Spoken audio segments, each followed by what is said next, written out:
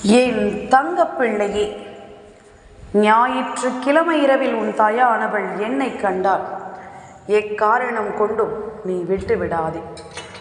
ஏனென்றால் நாளைய விடியலில் உனக்கு தெரியாமல் நடக்கக்கூடிய ஒரு விஷயத்தினால் நிச்சயமாக உன்னுடைய வாழ்க்கையில் நீ சிந்திக்கின்ற அளவிற்கு பல காரியம் நடக்கும்.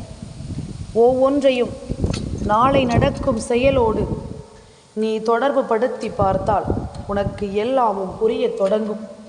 அம்மா சொன்ன வார்த்தைகளில் இருக்கக்கூடிய உண்மைகளை நீ நிச்சயமாக என்னவென்று புரிந்து கொள்வாய். உன் தாயானவள் உன்னிடத்தில் பேச வருவதும் உனக்காக ஒவ்வொரு விஷயங்களையும் சொல்ல நினைப்பதும் நீ என்னவென்று முதலில் புரிந்து கொள்ள தயாராக வேண்டும். உன் தாயின் அன்பு உனக்கு கொடுக்க நினைக்கும் விஷயங்கள் பல இனி எப்பொழுதும் உன்னை மேன்மைப்படுத்தும். எந்த நாளிலும் உனக்கானதை உன்னிடத்தில் கொண்டு வந்து சேர்க்கும் என்பதனை நீ மறக்கக்கூடாது.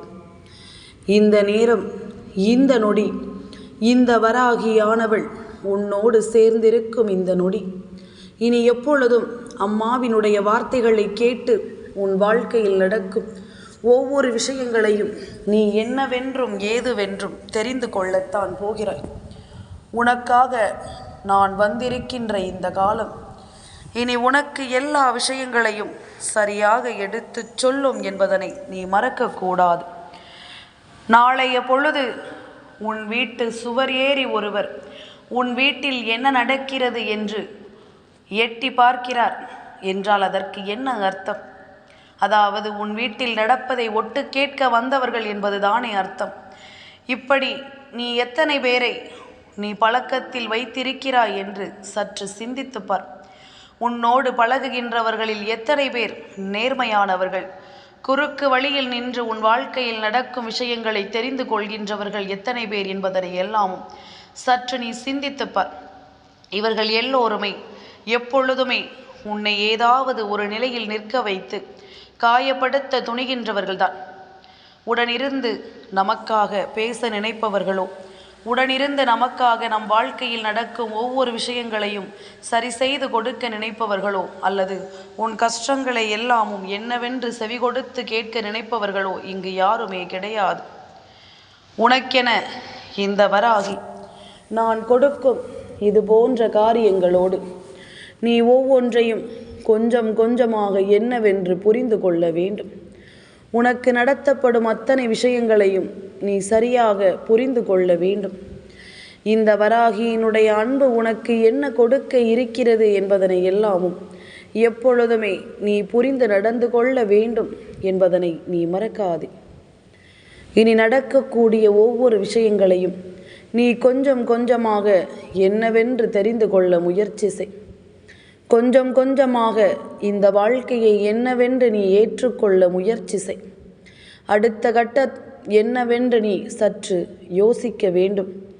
உனக்கு நடக்கக்கூடிய விஷயங்கள் ஒவ்வொன்றையும் என்னவென்று நீ சிந்திக்க வேண்டும். உனக்கு நடப்பதை நீ எப்பொழுதும் சரியாக புரிந்து கொண்டு உனக்கு நடக்கவிருக்கின்ற விஷயங்கள் அத்தனையையும் நீ முழுமையாக உணர்ந்து கொண்டு தாய் கொடுக்கும் வார்த்தைகளில் இருக்கும் அத்தனை நம்பிக்கைகளையும் நீ என்னவென்று புரிந்து கொள்ள வேண்டும் என்பதனை நீ மறக்காதே. வராகி உனக்கு கொடுப்பது எல்லாமும் இனி உன் முன்னால் நின்று உனக்கு தரும் அத்தனை ஆச்சரியங்களையும் நீ தெரிந்தும் புரிந்தும் கொள். நடந்து முடிந்ததோடு இனி எதையுமே சிந்தித்து என் பிள்ளை நீ கலங்க வேண்டிய கட்டாயம் இல்லை. நடப்பது என்னவென்று சொல்ல வரும் தாய்க்கு அந்த பிரச்சனையிலிருந்து நிச்சயமாக உன்னை மீட்டெடுக்கவும் தெரியும். உனக்கு வரக்கூடிய இந்த துன்பத்திலிருந்து நிச்சயமாக உன்னை காப்பாற்றவும் தெரியும் என்பதனை நீ மறக்காதே.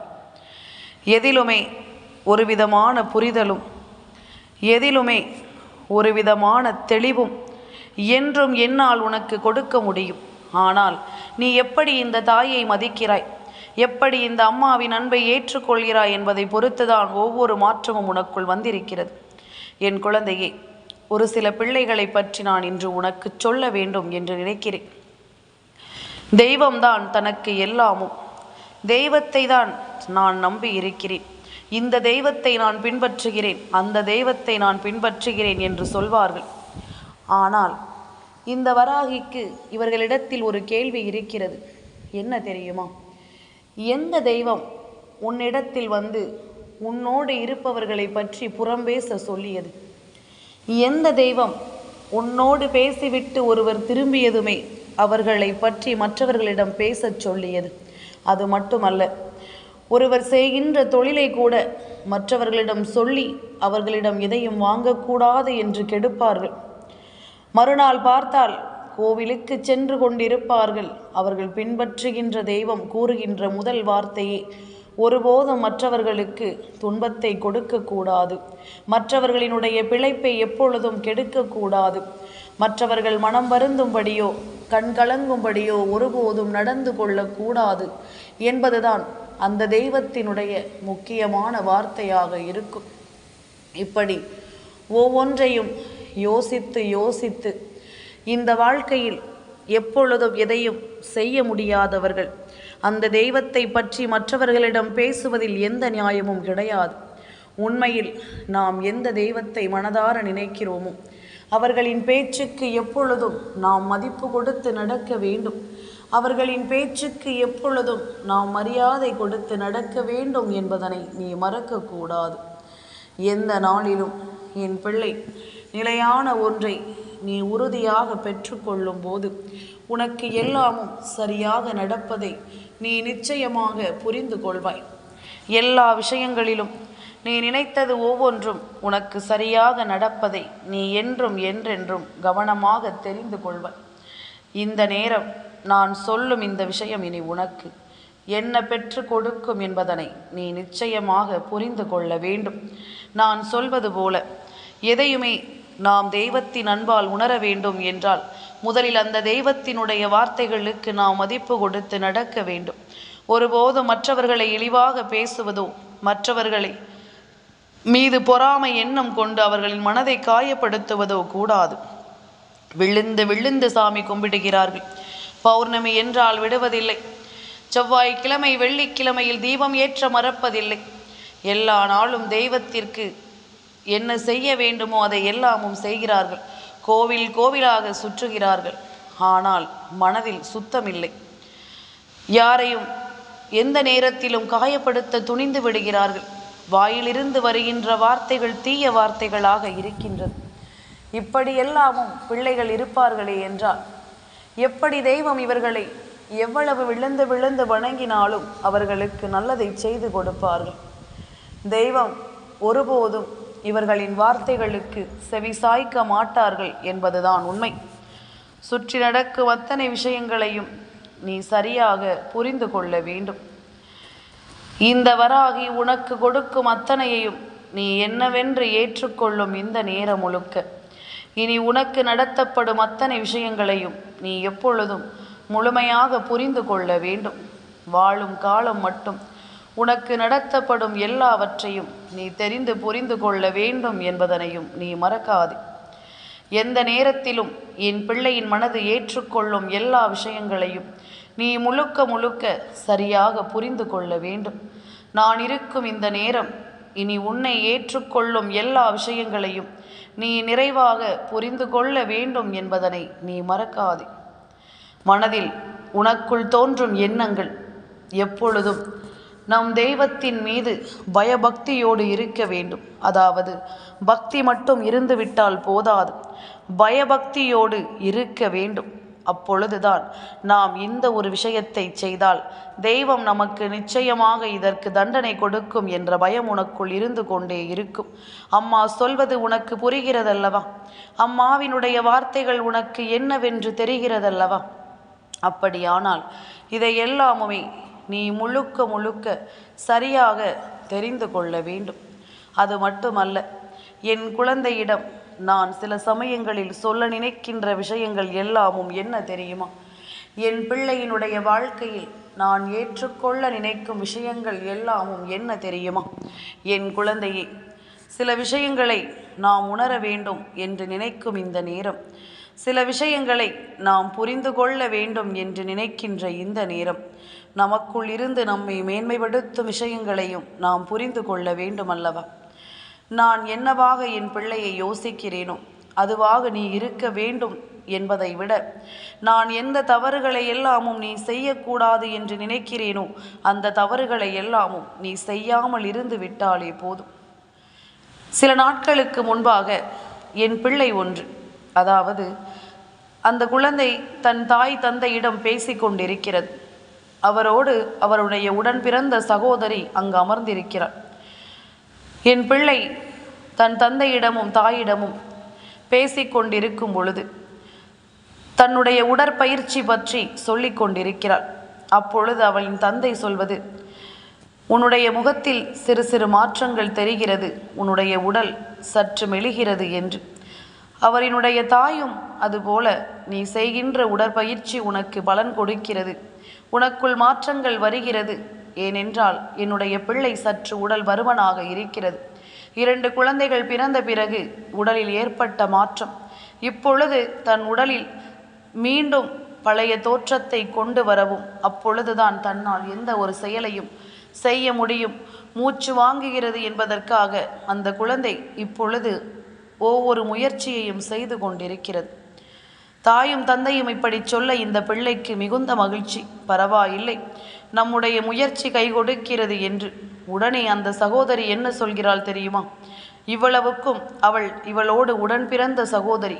எத்தனை பொறாமை எண்ணங்கள் என்று நீ முதலில் தெரிந்து கொள். அவள் உடனே சொல்கிறாள், அப்படியெல்லாம் ஒன்றும் தெரியவில்லை. முன்பை விட முகம் இப்பொழுது சற்று பெரிதாகத்தான் பார்க்க தெரிகிறது. அவர்களுக்கு வயதாகிவிட்டது. பார்க்கும் பொழுது சட்டென்று எல்லாம் எதையும் கண்டுபிடிக்க முடியாது.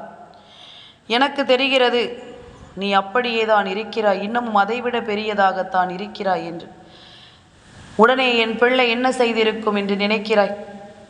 ஐயையோ, இவள் இப்படி சொல்லிவிட்டாளே, நாம் இப்படி இருக்கிறோமா என்று நினைத்து வருந்தி இருக்கும் என்று நினைக்கிறாயா? நிச்சயமாக இல்லை. ஏனென்றால் அது என்னுடைய பிள்ளை அல்லவா? சுற்றி இருப்பவர்கள் ஒவ்வொருவரையும் பற்றி என் பிள்ளைக்கு சரியாக தெரியும் அல்லவா? அதனால் என் பிள்ளை, நீ என்ன சொன்னால் எனக்கென்ன? எனக்குள் தோன்றுகின்ற மாற்றம், நான் எடுக்கின்ற முயற்சியும் பயிற்சியும் என்னவென்று எனக்கு தெரியும்.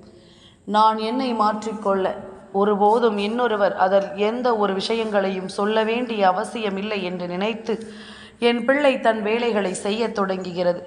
மீண்டும் அந்த பயிற்சியை செய்ய தொடங்குகிறது. இப்படித்தான் உடன் பிறந்தவர்களே தன்னோடு இருப்பவர்களை பற்றி பொறாமைப்படுகிறார்கள். ஏன் இந்த பிள்ளைகள் இப்படி இருக்கிறார்கள் என்று நிச்சயமாக இந்த தாய்க்குமே புரியவில்லைதான். என்ன கிடைக்கப் போகிறது, ஒருவரின் மனதை காயப்படுத்துவதனால் என்ன நடக்கப் போகிறது என்பதனை எல்லாமும் நிச்சயமாக புரிந்து கொள்ள வேண்டும். உன்னோடு நான் இருக்கின்ற இந்த நேரமும், இந்த வராகி உன்னோடு நான் இருக்கின்ற இந்த காலமும் உனக்கு என்ன கொடுக்கிறது, ஏது கொடுக்கிறது என்பதனை எல்லாமும் நிச்சயமாக நீ புரிந்து கொள்ள வேண்டும். உன்னோடு நான் வருகின்ற இந்த நேரம் முழுக்க உனக்குள் ஏற்படுத்தும் அத்தனை விஷயங்களையும் நீ சரியாக புரிந்து கொள்ள வேண்டும் என்பதனையும் நீ மறக்காதே. தெய்வம் இருக்கும் பொழுது நீ எதற்கும் பதற வேண்டாம். இந்த தெய்வம் இருக்கும் பொழுது நீ எதற்குமே கலங்க வேண்டாம். உன்னோடு நான் இருக்கும் இந்த நேரம் இனி உனக்கு எல்லா விஷயங்களையும் முழுக்க முழுக்க சரியாக சொல்லும் என்பதனையும் நீ மறக்கக்கூடாது. காலத்தின் கட்டாயம் உனக்கு ஒவ்வொன்றையும் நான் நடத்தி கொடுக்க வருவேன் என்பதனை நீ மறக்காதே. என் குழந்தையே, நாளைய விடியல் அமாவாசையினுடைய விடியல். என் குழந்தையே, பித்ருக்களை மனதார நினைக்க வேண்டிய விடியல், முன்னோர்களினுடைய ஆசீர்வாதங்களை பெறக்கூடிய விடியல். அப்படியானால் நாளை அவர்கள்தான் உன் வீட்டு சுவரேறி எட்டி பார்க்க வேண்டும். அவர்கள் காகமாக நாளை உன் வீட்டு சுவரேறி எட்டி பார்ப்பார்கள். நான் சொன்னது போல தீமையை நினைப்பவர்கள் அல்ல, இவர்கள் உனக்கு நன்மையை நினைப்பவர்கள். தன் வீட்டில் என்ன பிரச்சனை இருக்கிறது, தன் பிள்ளை என்ன கஷ்டத்தில் இருக்கிறது என்பதனை எட்டி பார்க்கிறார்கள். எதையுமே நீ முழுமையாக சொல்லாவிட்டாலும் அவர்கள் தெரிந்து கொள்ள நினைக்கிறார்கள். உன் வீட்டு சுவர் மீது ஏறி எட்டி பார்ப்பதோடு மட்டுமல்லாமல் அங்கு நடக்கின்ற ஒவ்வொரு விஷயங்களுக்கும் அவர்கள் உனக்கு நல்ல பதிலையும் கொடுக்க நினைக்கிறார்கள். அமாவாஸ் இந்நாளானது உன்னுடைய முன்னோர்களினுடைய ஆசையை முழுமையாக உனக்கு பெற்று கொடுக்க வேண்டிய நாளாக மாறியிருக்கும் இந்த நேரத்தில் நிச்சயமாக உன் வீட்டு சுவரேறி எட்டி பார்க்கும் காகத்திற்கு நீ உணவு படைக்க வேண்டும். நீ எதையும் அங்கு ஓடிச் சென்று புதிதாக செய்ய வேண்டும் என்ற அவசியமில்லை. காலையில் என்ன சமைக்கிறாயோ அதை நீ அந்த காகத்திற்கு உணவாக கொடு. பச்சரிசியும் எள்ளும் கலந்த சாதத்தை கொடுக்கலாம். அதற்கு நேரம் இருந்தால் அதையும் நீ செய்து படைக்கலாம். இல்லாத பட்சத்தில் நீ உன்னுடைய முன்னோர்களை மனதார நினைத்து நிச்சயமாக இந்த சாதத்தை அவர்களுக்கு நீ வைக்கலாம். நாளைய விடியல் உன் வீட்டு வாசலில் நிச்சயமாக கோலம் இருக்கக்கூடாது. என் பிள்ளையே, முன்னோர்களினுடைய வருகைக்குரிய நேரம். நீ தெய்வங்களை நினைக்க வேண்டாம். நிச்சயமாக அவர்கள் உன் இல்லத்தில் வந்து நின்று உனக்காக நன்மைகளை செய்துவிட்டு சென்ற பிறகு நீ மாலை நேரம் வாசல் தெளித்து கோலமிட்டு தெய்வத்திற்கு பூஜை வழிபாடுகளை செய்யலாம். எதுவென்றாலும் என் பிள்ளை உன்னுடைய மனதில் இருக்கும் நம்பிக்கையை பொறுத்தது. நீ நம்பிக்கையோடு எதை செய்தாலும் அது உனக்கு பலன்களை கொடுக்கும் என்பதுதான் உண்மை. தெய்வத்தின் மீது பாரத்தை வைத்து நீ எந்த ஒரு விஷயத்தையும் களமிறங்கும் பொழுது நிச்சயமாக அந்த விஷயம் உனக்கு மிகப்பெரிய பலனை கொடுக்கும் என்பதனை நீ மறக்கக்கூடாது. அந்த விஷயம் உன் வாழ்க்கையில் மிகப்பெரிய மாற்றத்தை கொடுக்கும் என்பதனை நீ மறக்கக்கூடாது. முன்னின்று உனக்கு எதையும் சொல்லித்தரும் இந்த வாழ்க்கை என்பதனை நீ விட்டுவிடக்கூடாது. சந்தோஷமாக என் பிள்ளை வாழ வேண்டும். நம்பிக்கையோடு என் பிள்ளை எதையும் நீ எதிர்கொள்ள வேண்டும். உன்னிடத்தில் நின்று அத்தனையையும் நீ பெற்றுக்கொள்ள வேண்டும் என்பதனையும் நீ மறக்காது.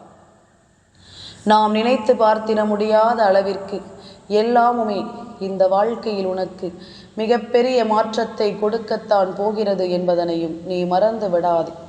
உடனிருக்கும் தெய்வம் உனக்கு இனி என்ன சொல்ல எண்ணுகிறது என்பதனை எல்லாமும் நீ முழுக்க முழுக்க சரியாக புரிந்து கொள்.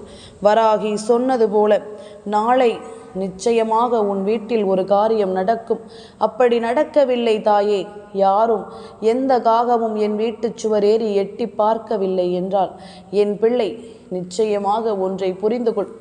நாளைய தினம் உன் வீட்டில் இறந்து போனவர்களின் புகைப்படம் ஏதும் இருக்குமே ஆனால் அந்த புகைப்படத்தின் முன்னால் ஒரு சொம்பு நீரை நீ வைத்துவிடு. நிச்சயமாக அவர்கள் அதை மனதார ஏற்றுக்கொள்வார்கள். அம்மா, இதை எதையுமே எனக்கு செய்ய முடியாது. நான் இருக்கின்ற இடத்தில் என்னிடம் புகைப்படமும் இல்லை, காகம் வருவதற்கான வழியும் இல்லை என்று சொல்வாயானால், ஏனென்றால் அன்று ஒரு பிள்ளை சொன்னது, என் வீட்டில் எதுவுமே பார்க்க முடியாது, பசுமாடுகள் இங்கு கிடையாது, நான் இருக்கும் நாட்டில் எதுவுமே இல்லை என்று என் பிள்ளை ஒன்று என்னிடம் கூறி வருத்தப்பட்டது. அந்த பிள்ளைக்காகத்தான் சொல்கிறேன். எது இருக்கிறது இல்லை என்பது வேறு. நீ மனதார நம்பினாலே போதும், மனதார அவர்களை நினைத்தாலே போதும், ஏதாவது ஒரு ரூபத்தில் அவர்கள் நிச்சயமாக உன்னை தேடி வருவார்கள். புகைப்படத்திலாவது நீ இதை பார்த்தாலே போதும். நிச்சயமாக, அதாவது வேண்டும் என்றே தேடி பார்க்கக்கூடாது, எதேச்சையாக நடக்க வேண்டும். அப்படி நடந்து விட்டது என்றால் இதைவிட மிகப்பெரிய வெற்றி வேறெதுவும் கிடையாது. இப்பொழுது பொழுது விடுகிறது என்று வைத்துக்கொள். விடியலிலேயே மயிலினுடைய சத்தம் கேட்கிறது. அப்படி கேட்டதும் நாம் என்ன நினைக்கிறோம்? மயில் நம் வீட்டிற்கு வந்துவிட்டது என்று நினைப்பது எல்லாம் போய் இப்பொழுது கந்தன் வந்து விட்டார் என்று தானே நாம் நினைக்கிறோம். அதுதான் யதார்த்தம், அதுதான் உண்மை. தெய்வம் இந்த விடியலை நமக்கு நல்ல விடியலாக கொடுக்க வந்திருக்கிறது என்பதனை நாம் புரிந்து கொள்ள வேண்டும். நாமும் அதற்கு தகுந்தாற் போல தெய்வத்தினுடைய துணை இருக்கிறது என்பதனை புரிந்து கொண்டு அந்த நாளில் செய்யக்கூடிய ஒவ்வொரு விஷயங்களையும் நாம் சரியாக செய்ய வேண்டும் என்பதனையும் நீ மறக்கக்கூடாது. நல்லதுதான் நடக்கும் எனும் பொழுதும், இந்த வாழ்க்கை நம்பிக்கையை கொடுக்கும் எனும் பொழுதும், இனி உன்னை தேடி வரும் அத்தனை விஷயங்களையும் நீ சரியாக புரிந்து கொண்டாலே போதும். வராகி இருக்கிறேன், வாழ்க்கையில் நம்பிக்கையோடு உன்னை வழிநடத்துகிறேன் எனும் பொழுது இனி எப்பொழுதும் உனக்குள் இருக்கும் எண்ணங்களை நீ சிதற விட்டுவிடக்கூடாது. உன்னை தேடி வரும் நம்பிக்கையை நீ ஒருபோதும் கைவிட்டுவிடக்கூடாது என்பதனை முதலில் புரிந்து கொள். காலமும் நேரமும் உனக்கு ஏற்றது போல எல்லாவற்றையும் சரியாக சொல்லிக் கொடுக்கும் என்பதனை நீ மறக்கக்கூடாது. மன நிறைவோடு இரு. எப்பொழுதும் போதும் என்ற மனது வேண்டும். எதையும் கிடைத்ததும் அது போதும் என்ற மனநிறைவு வேண்டும். அது மட்டும் இருந்துவிட்டால் போதும், எல்லாமுமே உனக்கு சரியாக அடுத்தடுத்து நடப்பதை நீ நிச்சயமாக புரிந்து கொள்வாய். எந்த நிலையிலும் உனக்கு இந்த வாழ்க்கை எப்பொழுதும் கை கொடுப்பதையும் நீ புரிந்து கொள்வாய். என் தங்கப்பிள்ளைக்கு இந்த வராகி அம்மாவினுடைய ஆசீர்வாதங்கள் எப்பொழுதும் உண்டு.